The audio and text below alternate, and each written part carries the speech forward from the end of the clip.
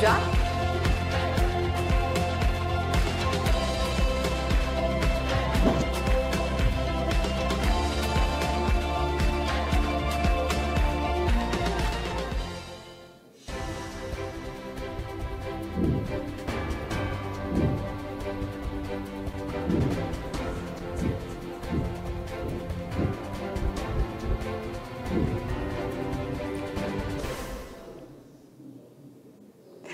Olá, olá, queridos alunos do terceiro ano da nossa querida mediação tecnológica. Pessoal, sejam bem-vindos a mais um ano de muito estudo, de muita dedicação, e eu estou aqui para estar com vocês nessa disciplina, que é uma disciplina muito importante, né, para a construção do conhecimento de vocês no nosso ensino médio, né? Então, gente, sejam bem-vindos, bem-vindas, com muita alegria que eu e a professora Daniele, que não está aqui comigo, mas vai estar com vocês também ao longo dessa disciplina, a gente vem dar boas-vindas a vocês, com todo carinho, né? E saudando a todos os alunos que estão aí na mediação tecnológica, assim como também todos os professores presenciais, né?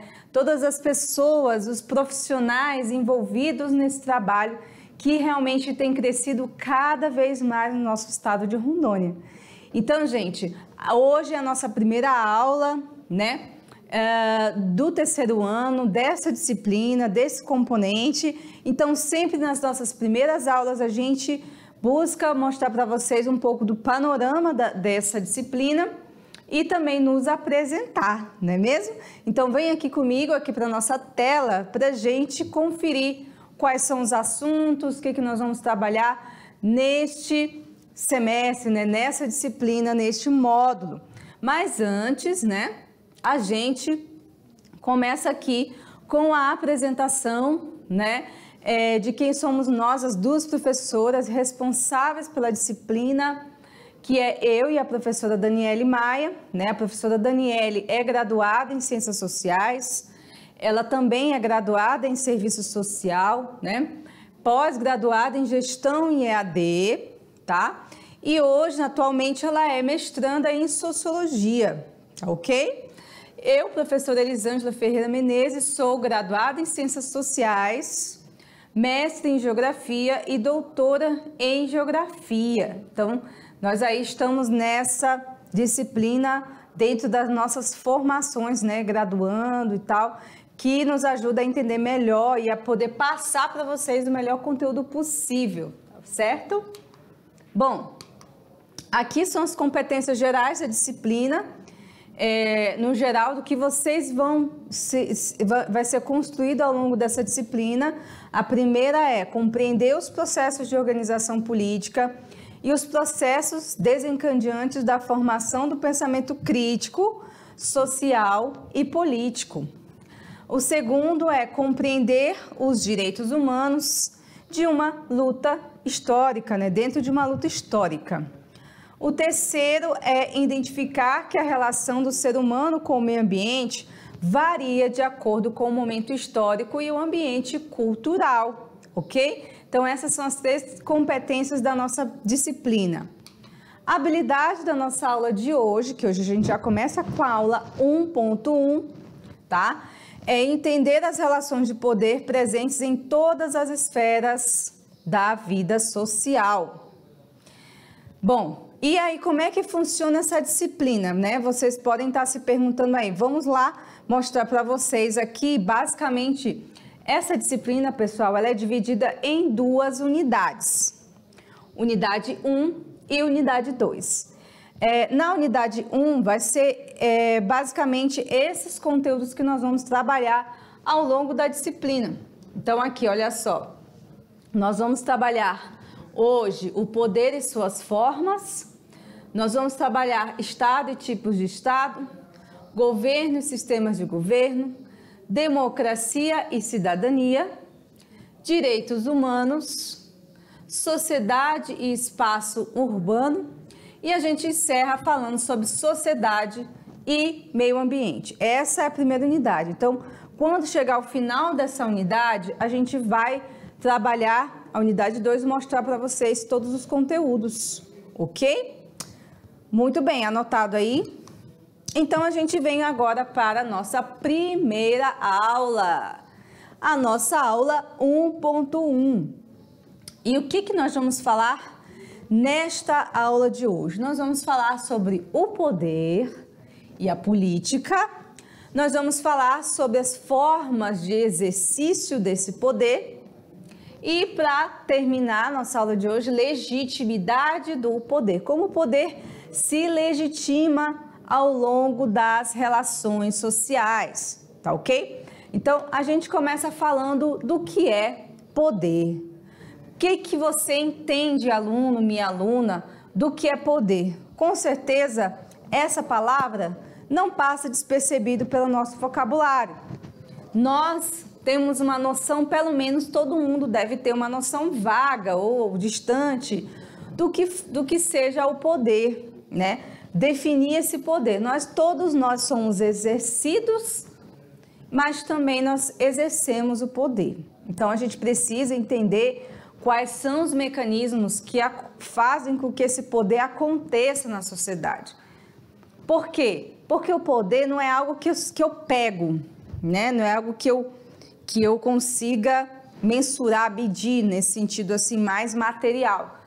Mas ele é algo abstrato, ele é algo que tem parte das nossas relações e realmente ele exerce uma força muito grande sobre os indivíduos, sobre as pessoas, sobre as nossas relações, né? Então a gente começa falando do que é o poder, como que a gente começa a definir o poder. Vamos aqui para a nossa tela para a gente ver? Vamos lá?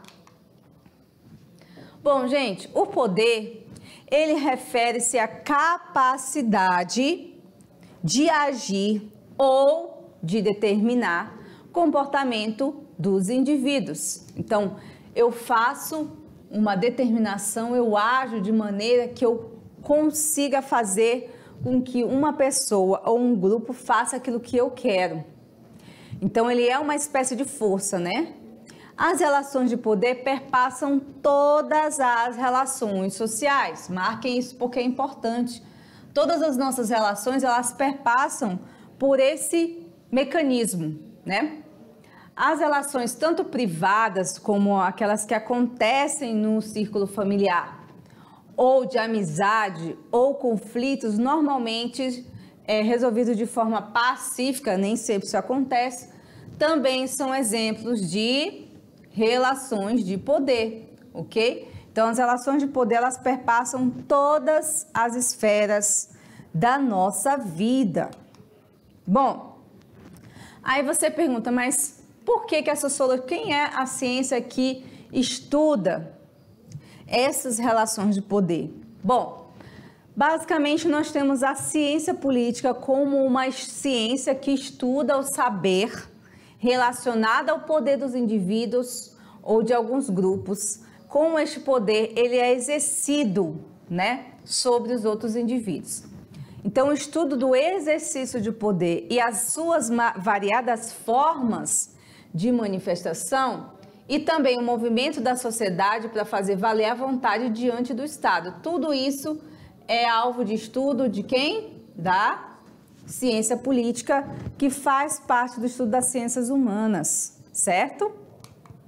Bom, aí vem aquela coisa, né? Formas de exercício do poder. Então, a gente tem formas diferentes de exercitar esse poder, como se fosse um determinado esporte diferente. Eu posso exercitar futebol, vôlei, basquete. Assim, eu também posso transferir essas formas diferentes para a questão do poder. Basicamente, sim, né? Bom, aí você pergunta, mas quem manda e quem obedece? Gente, isso vai depender muito das formas que se estabelecem as relações. Para eu dizer quem manda e quem obedece, eu preciso entender de que maneira essas relações, elas acontecem, tá ok? Mas agora a gente vem para o tipo de exercício, como que eu posso exercitar esse poder? Vamos ver aqui? Bom, primeiro dos poderes assim que todo mundo gostaria de ter, de alguma forma na vida todo mundo gostaria de ter esse poder, que é o poder econômico, né? Como é que é exercido esse poder econômico? A partir das posses. Mas posses de quê, professora? As posses dos bens materiais, né? Assim como também posses dos meios de produção que podem levar você a ganhar dinheiro, como é o caso dos bancos. Os bancos têm um poder muito grande porque eles exercitam um poder sobre os governos e sobre as pessoas, né? Em diversos países eles conseguem manipular aquilo que eles querem, os juros, os empréstimos, as negociações. Então a gente pode dizer que o poder econômico é um poder extremamente importante para entender essa sociedade de hoje. Porque até hoje as pessoas, né, falam, o que importa é o dinheiro, se você tiver dinheiro você consegue as coisas, né? Por quê? Porque o poder econômico, o poder das posses dos bens, ele realmente é muito importante, principalmente nessa sociedade capitalista que nós vivemos, ok? Mas é só esse poder que é importante? Só esse poder que existe? Não, não, não, não. Olha só o outro aqui que eu trouxe para a gente discutir.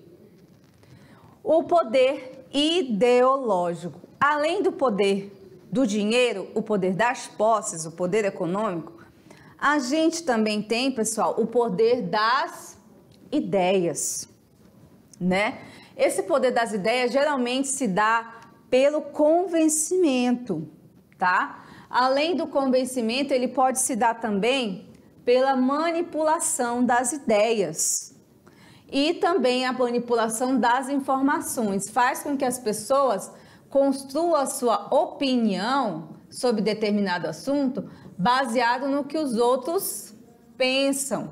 Então, eu vou me aproximar daquelas pessoas que pensam basicamente como eu. E aí, a partir disso, eu crio uma relação de poder, de convencimento e de manipulação com determinadas pessoas, com determinados grupos, que podem ser políticos, podem ser religiosos, podem ser de diversas formas, né? Ok, então, gente, o poder ideológico, ele influencia o comportamento das pessoas, os seus gostos, hábitos, né? Formas de ver o mundo, tudo isso faz parte do poder ideológico. Quer um exemplo? Olha só, o poder das grandes empresas de comunicação que fazem, né, um trabalho de convencimento de grupos de pessoas, através de novelas, programas de TV, enfim, uma série de coisas. E aí a gente também tem um poder de convencimento dos grupos religiosos, né? Alguns extremistas religiosos que utilizam o poder das ideias, né? E conseguem convencer as pessoas a entrar naquele, por exemplo, no ISIS, né? Que é um grupo extremista lá do Oriente. Então, assim, pode acontecer de que você seja manipulado por um conjunto de pessoas que vai conseguir mudar a tua cabeça sobre determinado assunto, né? Então, há de se ter um certo cuidado com esse poder ideológico, ok? E o outro, professor, existe mais algum poder que pode ser manipulado? Sim. Qual é? É o poder político, né? Então, pessoal, a gente tem o poder político também, que ele é exercido através dos instrumentos, basicamente, né?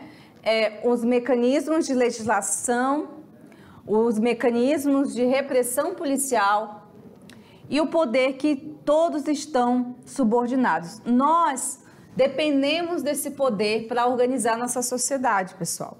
Sem o poder político não existe sociedade moderna organizada nesse mundo de hoje. Então, o poder político ele é importante para a organização da sociedade. Querendo ou não, gostando ou não, a gente precisa dele, tá? O poder político se dá não só através dos políticos em si, mas também a partir das decisões, tá? Que eles, enquanto representantes desse poder, podem tomar na sociedade. Então, as decisões que eles tomam em conjunto podem interferir diretamente na minha vida, mesmo que eu não queira, mesmo que eu não goste. Isso é independente dos meus gostos, porque ele está atrelado a uma relação muito maior, ok? Bom, a legitimidade do poder. Então, para você se legitimar no poder, existem algumas maneiras, tá? O poder, ele pode ser legítimo ou não. As pessoas podem forçar um poder, um domínio, e não ser legítimo, ou seja, não ser reconhecido. O poder pode não ser reconhecido. O poder, ele pode ser exercido através do convencimento, ou seja, fazer a pessoa praticar aquilo que eu quero, ou ele pode ser calcado, ele pode ser exercido através do uso da força, como a polícia. A polícia é um poder que usa a força como uma maneira de determinar ações dos indivíduos, né? Ela é o braço do Estado. O Estado usa o poder policial para determinar, para conter, para organizar, para trazer segurança para determinado grupo social, ok? Então, vamos lá comigo de novo. O poder, ele é legítimo quando ele é reconhecido pelos outros indivíduos. O poder também pode ser exercido através do convencimento, né? Ou pelo uso da força. Tudo bem até aí? Então vamos para frente, que ainda tem conteúdo, viu, gente? Bom, a gente tem um teórico muito importante na sociologia que nos ajuda a entender melhor essa questão do poder e da dominação, porque pode haver também uma confusãozinha aí, que é o seguinte: a pessoa pode ter o poder, mas não consegue ter o domínio, ou seja, ela não consegue ter clareza de como ela está controlando aqueles agentes, aquele lugar, aquele território. Então, o poder e a dominação, eles têm que andar juntos, né?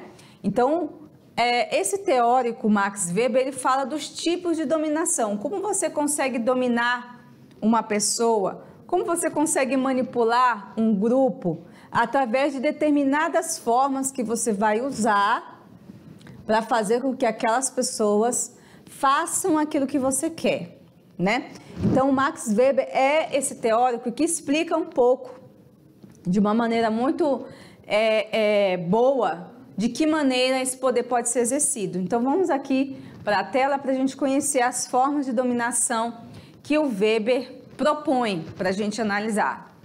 Bom, então, o poder ele não se baseia exclusivamente na força física, tá? Como eu disse para vocês, as pessoas podem exercer o poder convencendo as outras, né? Então, nem sempre ele é legítimo, né? A gente, por exemplo, pode ter o poder ilegítimo das milícias do tráfico de drogas, das favelas, por exemplo, do Rio de Janeiro. Ele é um poder? Ele é um poder. Ele domina? Ele domina, mas ele é legítimo? Não, ele é ilegítimo e ele é criminoso, ok? De acordo com o sociólogo Max Weber, existem 3 tipos de poder, tá? Considerado legítimos, ou seja, aceitos. Vamos lá? Nós temos aqui o poder racional legal. O poder racional legal. Nós temos o poder carismático, quer dizer, a dominação carismática e a dominação tradicional. Então, vamos conhecer cada um deles para a gente saber o que exatamente é a dominação racional legal, a dominação carismática e a dominação tradicional. Bom, começando aqui pela racional legal. Bom, a dominação racional legal, essa legitimidade, ela vai derivar, ela vai vir, a sua origem, pelos cálculos das escolhas racionais, tá? Então, a partir de uma certa análise do que vai ser, das consequências, né? Ou de você abrir mão de certa liberdade, em nome dessa obediência que pode te trazer benefícios, você faz uma escolha baseada nessa dominação racional legal, né? Qual o exemplo que eu posso trazer para vocês? O exemplo, quando a gente vai pagar impostos, por exemplo, do Estado, de certa maneira é uma dominação racional legal a partir da lei, né, que rege o Estado. Eu tenho que pagar determinado imposto para que eu possa estar em dias dentro dessa sociedade. Então, dentro disso, eu troco, né, a minha liberdade por ter segurança, saúde e educação. Isso, gente, eu estou falando assim, eu estou falando de uma maneira geral. Não quer dizer que isso aqui acontece na prática, tá? Mas eu estou dizendo que era para ser. Então, a lei é uma forma de dominação racional legal, porque ela impõe a você determinadas obrigações que você não tem como fugir. Você tem que cumprir, né? Então, essa é uma das formas de dominação que Weber trabalha, que Weber traz para a gente refletir. Nós temos também a dominação tradicional, é isso mesmo. Você já deve ter sacado aí que tem a ver com tradição, né? Tradicional, tradição, tudo a ver, é isso mesmo. Agora, antes de passar aqui para a dominação legal, racional, vocês conseguem reconhecer essa fotografia aqui? Bom, quem mora em Porto Velho sabe que aqui reside a igreja, né, a sede da Igreja Católica aqui em Porto Velho. Aí você me pergunta, né, aqui a gente chama da Catedral de Porto Velho. Você me pergunta, o que essa igreja tem a ver com a dominação tradicional, professor? O que tem a ver uma igreja com a dominação tradicional? Tudo. Sabe por quê? Olha lá, vamos ver aqui comigo. Esse poder tradicional, pessoal, ele se resume a um poder da tradição e do costume, né? De certa maneira, esse poder ele é inquestionável. Claro que já aconteceu questionamentos das religiões e tudo mais, mas de uma maneira tradicional, as autoridades eclesiásticas, elas são um poder tradicional, um poder histórico que elas têm sobre a sociedade.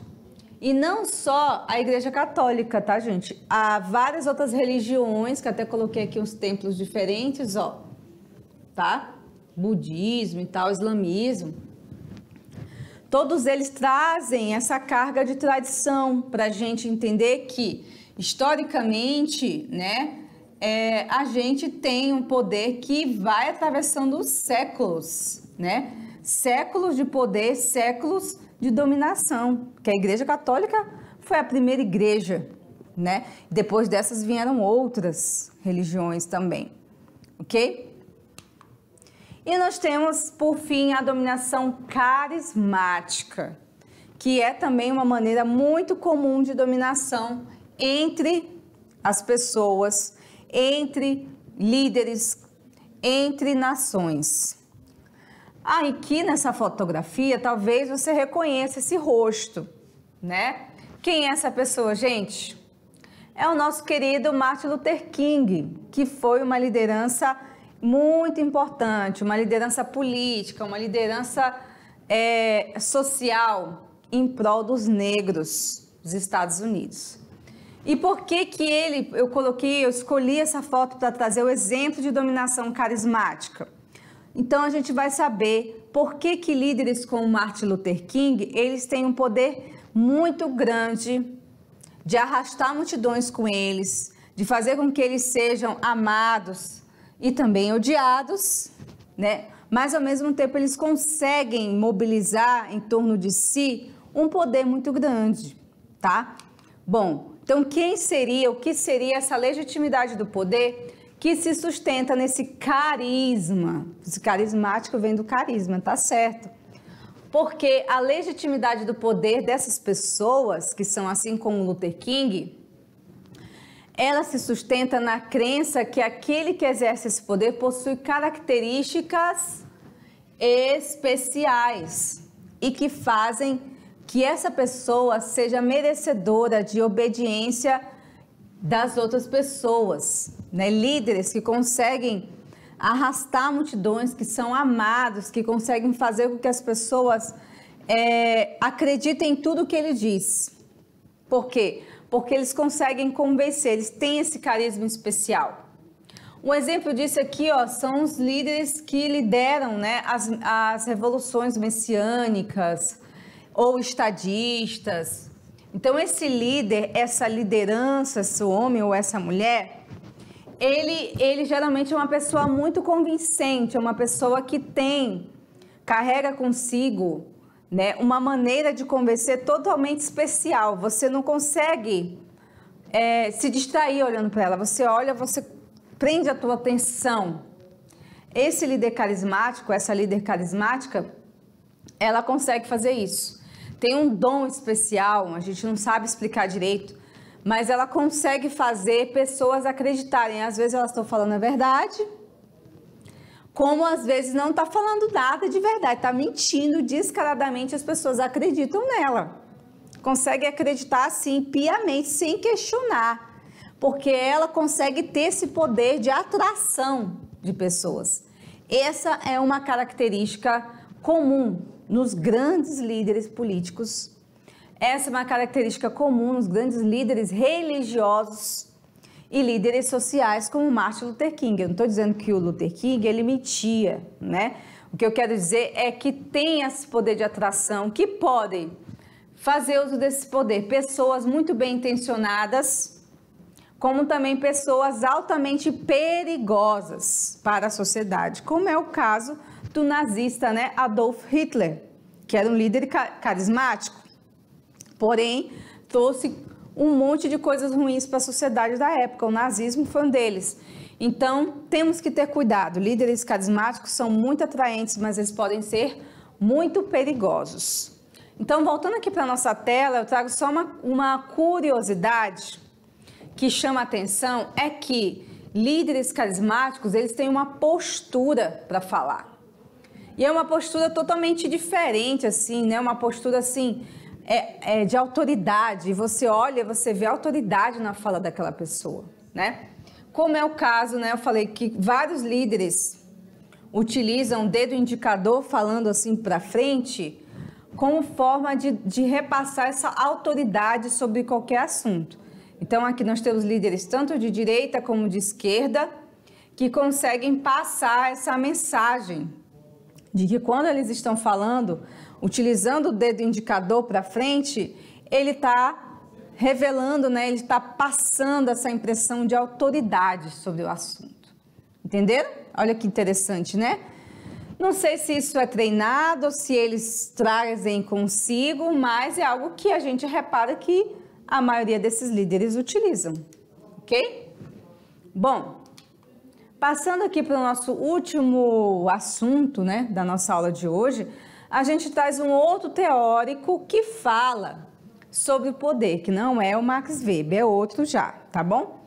O nome dele é Michel Foucault, né? Ele já vem mais contemporâneo ao Weber, já é mais recente que o Weber.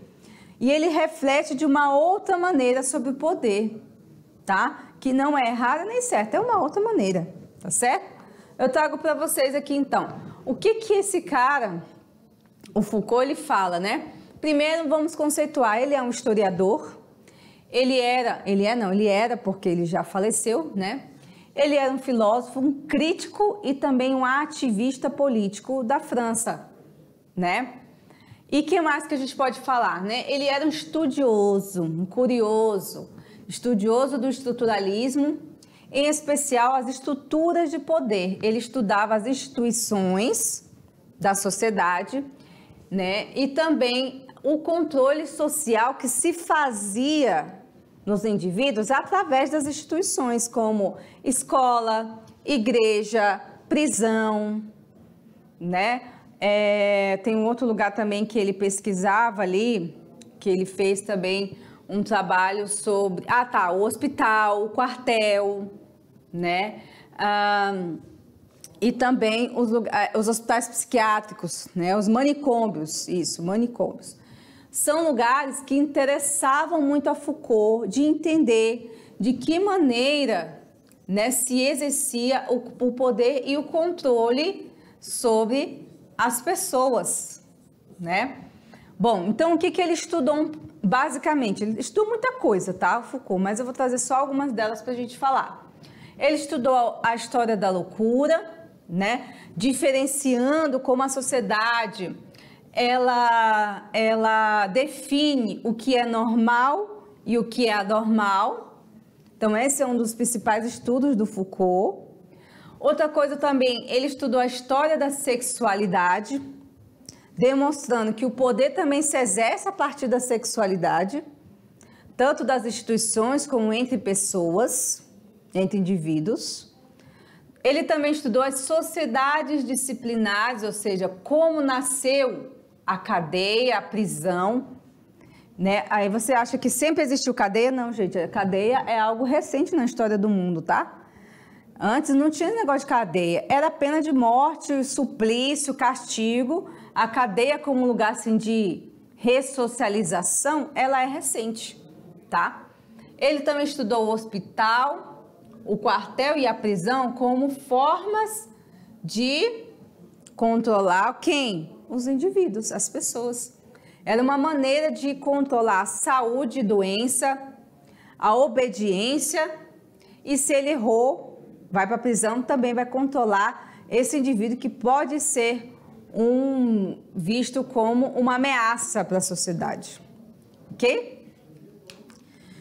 Bom, o que mais que eu posso falar de Foucault para vocês, gente? O poder para o Foucault não é uma coisa que se exerce só do Estado para o indivíduo, não, tá? O poder para ele se exerce entre as pessoas. Olha que legal. O que isso quer dizer, professora?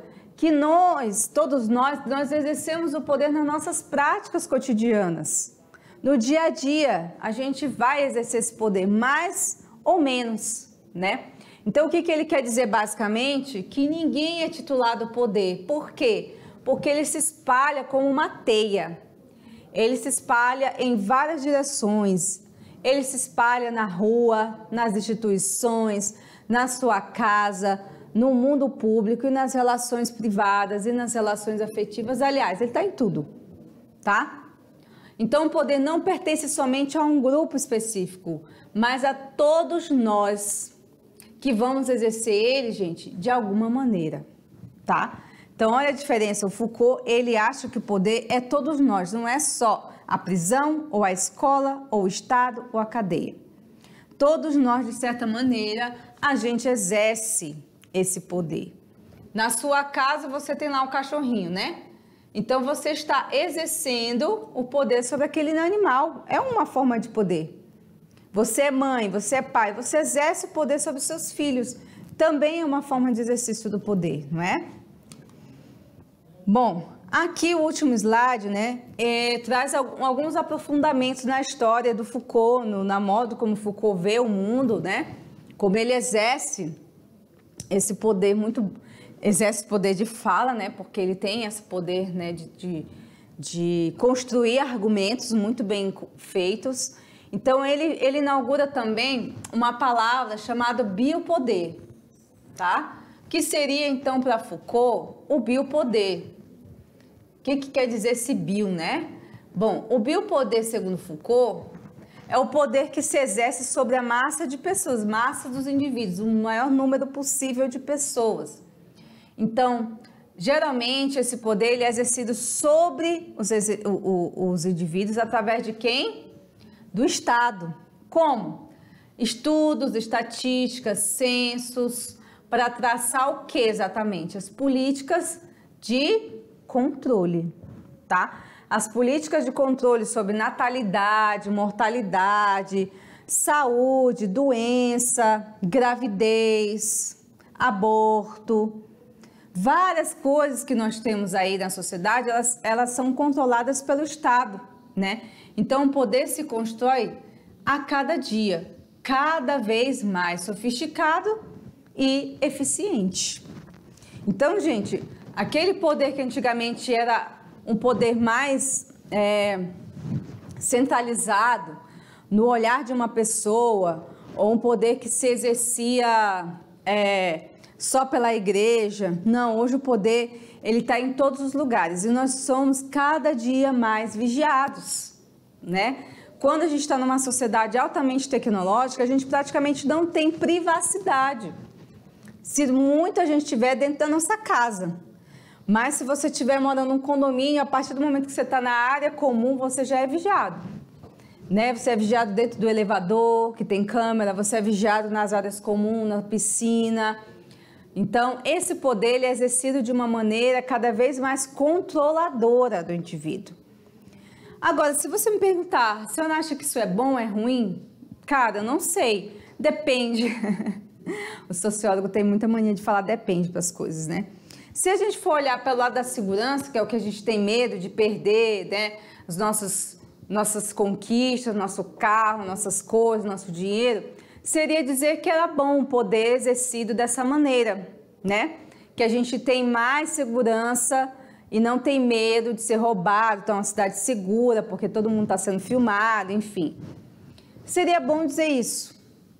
Mas se eu for pensar por outro lado, também não é bom, porque à medida também que a gente é vigiado, né, a gente perde esse controle da nossa vida privada, e aí a gente passa a ser controlado por outras pessoas, por outros entes. Então a gente perde também essa parte da privacidade. Então, nesse caso eu posso dizer, é bom e não é bom e é ruim ao mesmo tempo, né? Então, esse controle que o Foucault fala é exatamente isso. Você não consegue mais se esconder de algumas coisas, né?